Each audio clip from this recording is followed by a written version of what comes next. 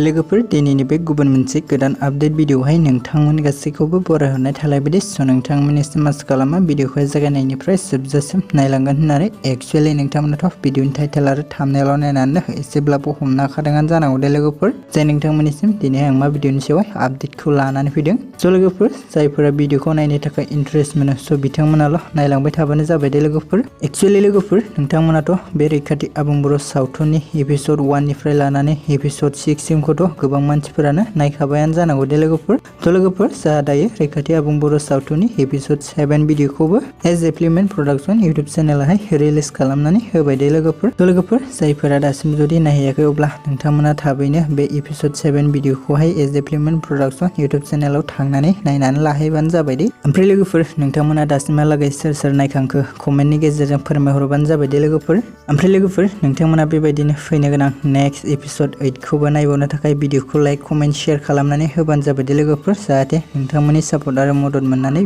बिथांमोना फैनो गोनां नेक्स्ट एपिसडखौबो थाबैनो लाबोनानै होफैयो दे लोगोफोर एक्चुअली लोगोफोर बे भिडिअनि गेजेरजोंहायबो आं डिसक्रिप्शनाव लिंक होनानै होदों दे बे लिंकजोंबो थांनानै भिडिअखौहाय नायहैनो हागोन दे लोगोफोर स' लोगोफोर बिदिब्ला दिनैनि सर्ट आपडेट भिडिअ बेखिनियानोमोन दे लोगोफोर आसा खालामो नोंथांमोना भिडिअखौ नायनानै मोजां मोनदों भिडिअखौ जुदि नायनानै मोजां मोनदोंब्ला अननानै खनसे लाइक खालामनानै होदो दे लोगोफोर